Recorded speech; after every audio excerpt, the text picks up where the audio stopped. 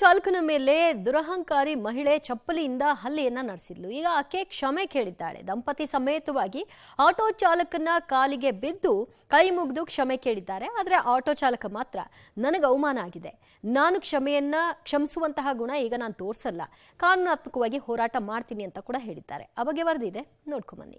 Auto ಡ್ರೈವರ್ಗೆ ಮಹಿಳೆ ಚಪ್ಪಲಿ ಏಟು ಪ್ರಕರಣ. ಆಟೋ ಚಾಲಕನ ಕಾಲಿಗೆ ಬಿದ್ದು ಕ್ಷಮೆ ಕೇಳಿದ ದಂಪತಿ. ಕಾನೂನು ಹೋರಾಟ ಮುಂದುವರೆಸಲು ಆಟೋ ಚಾಲಕ ನಿರ್ಧಾರ. ಬೆಂಗಳೂರಿನಲ್ಲಿ ಪರಭಾಷಿಕರ ದರ್ಪ ಧಿಮಾಕು ಪ್ರಕರಣಗಳು ಆಗಾಗ ಬೆಳಕಿಗೆ ಬರ್ತಲೇ ಇವೆ. ಕನ್ನಡಿಗರನ್ನು ಅವಮಾನಿಸೋದು, ಹಲ್ಲೆ ಮಾಡೋದು ಆಗಾಗ ನಡೆಯುತ್ತಲೇ ಇವೆ. ರಾಜ್ಯಕ್ಕೆ ಕಾಲಿಡುವ ಪರಭಾಷಿಗರ ದರ್ಬಾರ್ಗೆ ಬ್ರೇಕ್ ಹಾಕುವ ಕೆಲಸಗಳು ಕೂಡ ನಡೆದಿವೆ. ಕನ್ನಡಿಗರು ಕೆರಳಿದ ಬಳಿಕ ಬಾಲ ಕಟ್ ಮಾಡುವ ಕೆಲಸಗಳೂ ಆಗಿವೆ. ಕನ್ನಡದಲ್ಲಿ ಮಾತಾಡಲ್ಲ, ನಾವು ಇರೋದೇ ಹಿಂಗೆ ಅಂತ ಕಿರಿಕ್ ತೆಗೆಯೋ ಕೆಲವರು ಹೈ ಡ್ರಾಮಾ ಮಾಡ್ತಾರೆ. ಅಂಥವರಿಗೆ ಪೊಲೀಸರು ಕನ್ನಡಿಗರು ಸರಿಯಾಗಿ ಬುದ್ಧಿ ಕಲಿಸಿದ್ದಾರೆ. ಇದಕ್ಕೆ ಪರಭಾಷಿಕರು ಕ್ಷಮೆ ಕೂಡ ಕೇಳಿದ್ದಾರೆ. ಮೊನ್ನೆ ಆಟೋ ಡ್ರೈವರ್ ಜೊತೆ ಕಿರಿಕ್ ಮಾಡಿಕೊಂಡ ಬಿಹಾರದ ಮಹಿಳೆ ಸಾರ್ವಜನಿಕವಾಗಿ ಚಪ್ಪಲಿಯಿಂದ ಡ್ರೈವರ್ಗೆ ಹೊಡೆದಿದ್ದಳು. ಇಂದು ಆತನ ಕಾಲಿಗೆ ಬಿದ್ದಿದ್ದಾಳೆ. ನಾನೇನೂ ಮಾಡಿಲ್ಲ, ತಪ್ಪು ನನ್ನದಲ್ಲ ಎಂದಿದ್ದ ಆಕೆ ಇದೀಗ ತಪ್ಪಾಯ್ತು ಅಂತ ಕನ್ನಡಿಗರ ಕ್ಷಮೆ ಕೇಳಿದ್ದಾಳೆ. ಆಟೋ ಚಾಲಕನಿಗೆ ಸಾರ್ವಜನಿಕವಾಗಿ ಚಪ್ಪಲಿಯಿಂದ ಹೊಡೆದ ಬಳಿಕ ಬಿಹಾರದ ಮಹಿಳೆ ಕನ್ನಡಿಗರ ಕೆಂಗಣ್ಣಿಗೆ ಗುರಿಯಾಗಿದ್ದಳು. ಇದೀಗ ಆಟೋ ಚಾಲಕ ಲೋಕೇಶ್ ಕಾಲಿಗೆ ಬಿದ್ದು ದಂಪತಿ ಕ್ಷಮೆ ಕೇಳಿದ್ದಾರೆ. ಪ್ರಕರಣ ಸಂಬಂಧ ಬಿಹಾರ ಮೂಲದ ಸಾಫ್ಟ್ವೇರ್ ಮಹಿಳಾ ಉದ್ಯೋಗಿಯನ್ನು ಬೆಳ್ಳಂದೂರು ಪೊಲೀಸರು ಭಾನುವಾರ ಬಂಧಿಸಿ ಬಳಿಕ ಠಾಣಾ ಜಾಮೀನಿನ ಮೇರೆಗೆ ಬಿಡುಗಡೆಗೊಳಿಸಿದ್ರು. ಆಟೋ ಚಾಲಕರ ಸಂಘಟನೆಗಳು, ಕನ್ನಡಪರ ಸಂಘಟನೆಗಳು ಹಲ್ಲೆ ಮಾಡಿದ ಯುವತಿಯ ವಿರುದ್ಧ ಪ್ರತ್ಯೇಕ ದೂರು ದಾಖಲಿಸುವ ಬಗ್ಗೆ ನಿರ್ಧಾರ ಮಾಡುತ್ತಿದ್ದರು. ನಿನ್ನೆ ಸ್ನೇಹಿತರ ಮೂಲಕ ಲೋಕೇಶ್ ಕಾಲಿಗೆ ಬಿದ್ದು ಕ್ಷಮೆ ಯಾಚಿಸಿದ್ದಾರೆ. ಕನ್ನಡ ಭಾಷೆ ಸಂಸ್ಕೃತಿ ಬಗ್ಗೆ ಗೌರವವಿದೆ, ಯಾವುದೋ ಕ್ಷಣದಲ್ಲಿ ಹೀಗಾಯ್ತು, ತಪ್ಪಾಯ್ತು ಅಂತ ಕೈ ಮುಗಿದು ಬೇಡಿಕೊಂಡಿದ್ದಾರೆ. ಕನ್ನಡಿಗ ಆಟೋ ಚಾಲಕ ಲೋಕೇಶ್ ಮೇಲೆ ಚಪ್ಪಲಿಯಿಂದ ಹಲ್ಲೆ ಮಾಡಿದಂತ ಬಿಹಾರ ಮೂಲದ ಮಹಿಳೆ ಕಡೆಗೂ ಕೂಡ ತನ್ನ ತಪ್ಪಿನ ಅರಿವು ಆಗಿದೆ ಆಕೆ ದಂಪತಿಗಳ ಸಮೇತ ಬಂದು ತಪ್ಪಾಯ್ತು ಅಂತ ನಮ್ಮ ಲೋಕೇಶ್ ಅಂದ್ರೆ ಕನ್ನಡಿಗ ಆಟೋ ಚಾಲಕ ಲೋಕೇಶ್ ಅವರ ಕಾಲಿಗೆ ಬಿದ್ದು ಕ್ಷಮಾಪಣೆಯನ್ನು ಕೇಳಿದ್ದಾರೆ. ಜೊತೆಗೆ ಕನ್ನಡಿಗರ ಕ್ಷಮೆಯನ್ನು ಕೂಡ ಯಾಚಿಸಿದ್ದಾಳೆ. ಮಹಿಳೆ ಕ್ಷಮೆ ಕೇಳಿದ್ರು ಕೇಸ್ ವಾಪಸ್ ಇಲ್ಲ. ಚಪ್ಪಲಿಯಿಂದ ಹೊಡೆದಿದ್ದಕ್ಕೆ ನನಗೆ ಬೇಸರವಾಗಿದೆ. ಪಬ್ಲಿಕ್ ಟಿವಿಗೆ ಹಲ್ಲೆಗೊಳಗಾದ ಆಟೋ ಡ್ರೈವರ್ ಹೇಳಿಕೆ, ಯಾವುದೇ ಕಾರಣಕ್ಕೂ ಕೇಸ್ ವಾಪಸ್ ಪಡೆಯಲ್ಲ ಅಂತ ಹಲ್ಲೆಗೊಳಗಾದ ಆಟೋ ಡ್ರೈವರ್ ಲೋಕೇಶ್ ಹೇಳಿದ್ದಾರೆ. ಪಬ್ಲಿಕ್ ಟಿವಿ ಜೊತೆ ಮಾತನಾಡಿದ ಲೋಕೇಶ್, ಚಪ್ಪಲಿಯಿಂದ ಹೊಡೆದಿದ್ದಕ್ಕೆ ನನಗೆ ಬೇಸರವಾಗಿದೆ. ಮನೆಯವರಿಗೆ ನನ್ನ ಮುಖ ತೋರಿಸೋಕೂ ಆಗುತ್ತಿಲ್ಲ. ಮಹಿಳೆ ವಿರುದ್ಧ ಕಾನೂನು ಹೋರಾಟ ಮುಂದುವರೆಸುವೆ, ಕೇಸ್ ಹಿಂಪಡೆಯಲ್ಲ ಎಂದಿದ್ದಾರೆ. ಏಕೇಕಿ ಈಗ ಗಾಡಿ ಟಚ್ ಆಗಿದ್ರೆ ಏನೋ ಬೈತಾ ಇದ್ದಾರೆ, ಏನೋ ತಪ್ಪಾಗಿದೆ ಅಂತ ಕೇಳ್ಬೋದಾಯ್ತು. ಅಂದರೆ ಏನೋ ಟಚ್ ಆಗ್ಲೇ ಈ ಥರ ಬೈತಾ ಇದ್ರಲ್ಲ ಅನ್ನೋ ಕಾರಣದಿಂದ ನಾನು ವಿಡಿಯೋ ಮಾಡ್ತಾ ಇದ್ದೆ ಅಷ್ಟೇ ಸರ್. 2 ದಿವಸ ನಾವು ಫ್ಯಾಮಿಲಿ ಎಲ್ಲ ಒಟ್ಟಿಗೆ ಇರೋದು. ನಾವು ಅಕ್ಕನ ಮಕ್ಕಳು, ನನ್ನ ಹೆಂಡತಿ ಮಕ್ಕಳು ಎಲ್ಲ 2 ದಿವಸ ನಾನು ಮನೆಯವ್ರ ಜೊತೆ ಮಾತಾಡಲಿಲ್ಲ, ಮುಖ ತೋರ್ಸೋಕ್ಕಾಗಲಿಲ್ಲ ಅವ್ರ ಜೊತೆ. ಅಷ್ಟು ನೋವಾಗಿತ್ತು ನನಗೆ.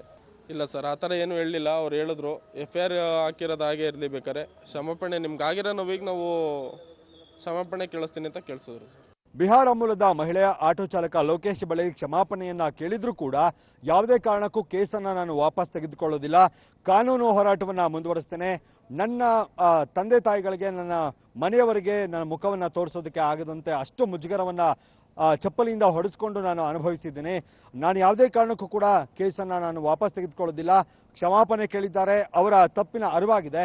ಆದರೆ ನಾನು ನನ್ನ ಕಾನೂನು ಹೋರಾಟವನ್ನ ಮುಂದುವರಿಸ್ತೀನಿ ಅನ್ನುವಂತ ಮಾತನ್ನ ಪಬ್ಲಿಕ್ ಟಿವಿ ಜೊತೆಗೆ ಲೋಕೇಶ್ ಹೇಳಿಕೊಂಡಿದ್ದಾರೆ. ಬೆಳ್ಳಂದೂರಿನ ನಿವಾಸಿ 28 ವರ್ಷದ ಪಂಕಾಯಿನಿ ಮಿಶ್ರಾ ಆಟೋ ಚಾಲಕನ ಮೇಲೆ ಚಪ್ಪಲಿಯಿಂದ ಹಲ್ಲೆ ಮಾಡಿರುವ ವಿಡಿಯೋ ವೈರಲ್ ಆಗಿತ್ತು. ಮಹಿಳೆಯ ಬೈಕ್ ನಂಬರ್ ಮೂಲಕ ಪೊಲೀಸರು ಪತ್ತೆ ಹಚ್ಚಿ ಠಾಣೆಗೆ ಆಕೆಯನ್ನ ಕರೆಸಲಾಗಿತ್ತು. ಹಲ್ಲೆಗೆ ಒಳಗಾದ ಚಾಲಕ 2 ದಿನ ಮಾನಸಿಕವಾಗಿ ನೊಂದು ಮನೆಯವರ ಜೊತೆಯೂ ಮಾತನಾಡಿರಲಿಲ್ಲ. ಈ ರೀತಿ ಯಾರಿಗೂ ಆಗಬಾರದು, ನನ್ನದು ತಪ್ಪು ಇರಲಿಲ್ಲ, ಹಾಗಾಗಿ ವಿಡಿಯೋ ಸಾಕ್ಷಿಯಾಗಿ ಇಟ್ಟುಕೊಂಡೆ ಅಂತ ಹೇಳಿದ್ರು. ಜಸ್ಟ್ ಅವರು ಕಿರಿಚ್ಕೊಂಡ್ರು ಅನ್ನೋ ಕಾರಣದಿಂದ ಬೈಕ್ ನಿಲ್ಲಿಸ್ತೆ ನಾನು. ಇಲ್ಲ ಹೊಲ್ಟಾಗಿದ್ರೆ ಏನೂ ಆಗ್ತಿರ್ಲಿಲ್ಲ ಅನ್ಸುತ್ತೆ. ಏನೋ ಲೇಡೀಸು ಕೂಗುದ್ರಲ್ಲ, ಕಿರಿಚ್ಕೊಂಡ್ರಲ್ಲ ಅನ್ನೋ ಒಂದು ಗಾಬರಿಲಿ ಗಾಡಿ ನಿಲ್ಲಿಸ್ತೆ. ಬೈತಾ ಇದ್ರಲ್ಲ ಅಂತ ವಿಡಿಯೋ ಮಾಡ್ತಿದ್ದೆ, ಅಷ್ಟೊತ್ತಿಗೆ ಚಪ್ಪಲಿ ಹೊಡೆದ್ರು. ಅಷ್ಟೇ ಆಗಿದ್ದೀನಿ, ಏನಿಲ್ಲ. ಅಕ್ಕಪಕ್ಕ ಎಲ್ಲ ಕ್ಯಾಮ್ರಾಗಳಿದ್ದು, ನಾನು ಅದನ್ನೂ ಹೇಳಿದೆ, ಅಲ್ಲಿ ಚೆಕ್ ಮಾಡಿ ಏನೂ ತೊಂದರೆ ಇಲ್ಲ, ನಂದೇನೂ ತಪ್ಪಿಲ್ಲ, ನಾನೇನು ಗಾಡಿ ಟಚ್ ಮಾಡಿಲ್ಲ, ಏನಿಲ್ಲ ಅಂತ ಎಷ್ಟೋ ಹೇಳಿದೆ. ಅವರು ಅರ್ಥ ಮಾಡ್ಕೊಳ್ಳಿಲ್ಲ. ಯಾವ ಕೋಪಕ್ಕೋಸ್ಕರ ಆ ಥರ ಮಾಡಿದ್ರು ಅಂತ ಗೊತ್ತಿಲ್ಲ. ಇವತ್ತು ಪಶ್ಚಾತ್ತಾಪ ಪಡ್ತಾ ಇದ್ದಾರೆ ಅವರು. ಚಪ್ಪಲಿಯಿಂದ ಹೊಡೆದ ಮಹಿಳೆ ವಿರುದ್ಧ ಆಕ್ರೋಶ, ಆಟೋ ಚಾಲಕರ ಮೇಲೆ ನಿರಂತರ ಹಲ್ಲೆ ಖಂಡಿಸಿ ಪ್ರತಿಭಟನೆ. ಇನ್ನು ಆಟೋ ಚಾಲಕರ ಮೇಲೆ ನಿರಂತರ ಹಲ್ಲೆ ಖಂಡಿಸಿ ಫ್ರೀಡಂ ಪಾರ್ಕ್ನಲ್ಲಿ ಆಟೋ ಚಾಲಕರು ಪ್ರತಿಭಟನೆ ನಡೆಸಿದ್ರು. ಸರ್ಕಾರ, ಪೊಲೀಸ್ ಇಲಾಖೆ ಸೂಕ್ತ ಕ್ರಮ ಕೈಗೊಳ್ಳಬೇಕು ಅಂತ ಒತ್ತಾಯಿಸಿದ್ರು.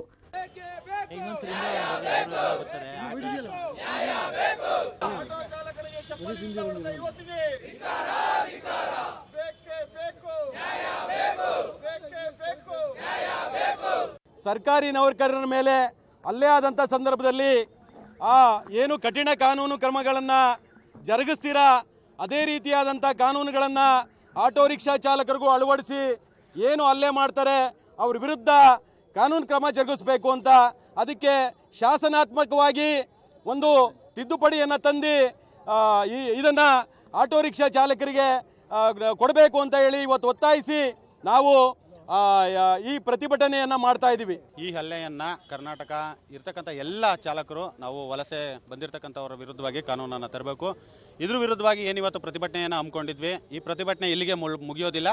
ಇಲ್ಲಿಂದ ನಾವು ಗೃಹ ಸಚಿವರಿಗೆ ಪತ್ರ ಕೊಡೋದ್ರ ಮುಖಾಂತರವಾಗಿ DC ಅವರಿಗೆ ಮತ್ತು ಕಮಿಷನರ್ ಅವ್ರಿಗೂ ಕೂಡ ಏನು ಬೆಂಗಳೂರು ಹೊರಗಡೆಯಿಂದ ಬಂದಿರೋರು ಬಿಹಾರಿಗಳಾಗ್ಬೋದು, ಬೇರೆಯವರಾಗ್ಬೋದು, ಏನು ಚಾಲಕರುಗಳ ಮೇಲೆ ದೊಡ್ಡ ಮಟ್ಟಕ್ಕೆ ಹಲ್ಲೆಯನ್ನು ಮಾಡ್ತಾ ಇದ್ದಾರೆ, ಇದನ್ನು ಕಡಾಖಂಡಿತವಾಗಿ ಇರ್ತಕ್ಕಂಥ ಎಲ್ಲ ಚಾಲಕರ ವರ್ಗ ಸಂಪೂರ್ಣವಾಗಿ ಖಂಡಿಸಿ ಇವರು 3 ಜನಕ್ಕೂ ಕೂಡ ಮನವಿ ಕೊಡೋದ್ರ ಮುಖಾಂತರವಾಗಿ ಬೆಂಗಳೂರಿನಲ್ಲೂ ಕೂಡ ಅದರಲ್ಲೇ ಎಕ್ಸೆಪ್ಟೆಡ್ ಬೆಂಗಳೂರಿಗೆ ಏನಾದರೂ ಒಂದು ವಲಸೆ ಕಾನೂನನ್ನು ತೆಗೆದುಕೊಂಡು ಬಂದು ನಮಗೆ ಸುರಕ್ಷತೆ ಕೊಡಬೇಕು ಅಂತೇಳಿ ನಾನು ಈ ಮೂಲಕ ಆಗ್ರಹವನ್ನು ಮಾಡ್ತಾ ಇದ್ದೇನೆ.